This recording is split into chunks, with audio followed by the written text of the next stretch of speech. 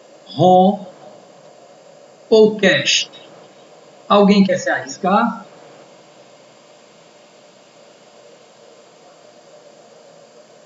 Eita, Vitor, velho, sério, certo, perfeito. Memória, né? É uma memória que não é volátil, é uma memória que não perde informações, né? Ela vem já gravada, toda prontinha de fábrica. E aí vamos explicar o que é a memória DRAM, que significa Dynamic Random Access Memory, ou memória dinâmica de acesso remoto. Ela é dinâmica, pois necessita constantemente de atualização nos pulsos para manter os dados ativos enquanto trabalha. Então, a memória DRAM é uma memória é, dinâmica, porém volátil. Quando você desliga o computador, ela perde as informações. A memória SDRAM, né, já é uma memória um pouco mais avançada, é uma forma de memória semicondutora que pode ser executada em velocidades mais rápidas do que a DRAM, né? É amplamente utilizada como memória de acesso aleatório em um computador.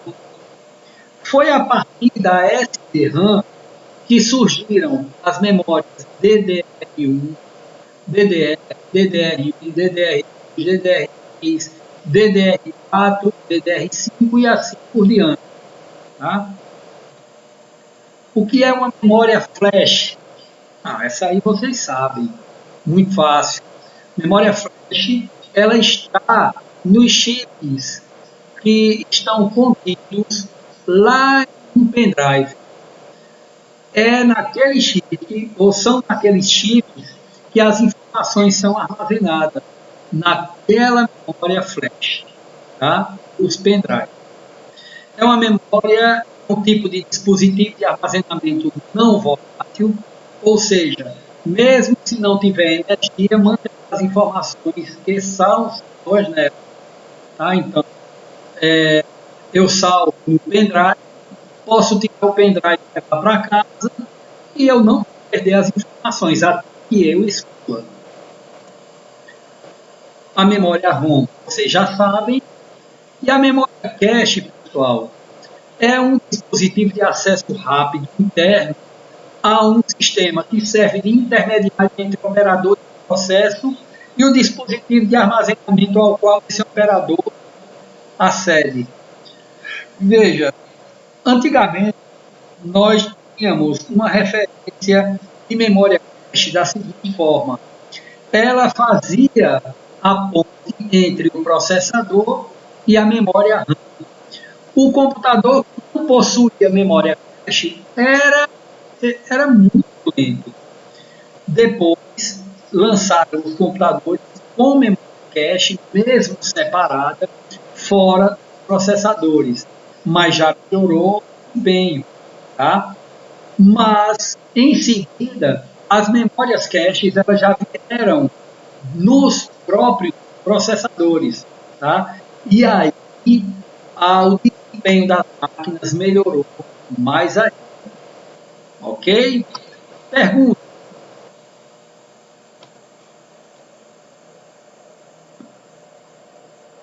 Bom, como vocês não me fazem perguntas, é, caso vocês tenham interesse em deixar alguma pergunta lá no grupo, é bom a gente dinamizar aquele grupo, pessoal, colocando perguntas, fazendo enquete. Eu vou deixar algumas perguntas durante a semana para vocês responderem. Eu quero convidar tanto o Lene quanto o Vitor a participar amanhã desse encontro com o professor de língua portuguesa, o Eduardo. Eu posso dizer que é muito bom. Não sei se Lene já participou de alguma coisa com ele, mas é muito bom o professor, viu? Ele tem uma vasta experiência, trabalha com todas as línguas da língua portuguesa. Amanhã ele vai estar trabalhando só com redação. Tá? já está aprontando material para a noite, vai ser às 14 horas. Divulguem nos grupos de vocês, preencham o formulário e a gente já tem o nome de vocês lá na entrada, tá bom? Então, eu espero vocês amanhã lá no Secube. A entrada é 1 quilo de alimento não perecível e eu tenho certeza que esse vai ser o primeiro encontro de muitos. E breve, até o final desse mês, nós vamos estar fazendo aulas gratuitas em praças públicas, viu? Então, um abraço. Eu sou o Carlos Henrique e estou aqui a serviço de vocês. Um grande abraço.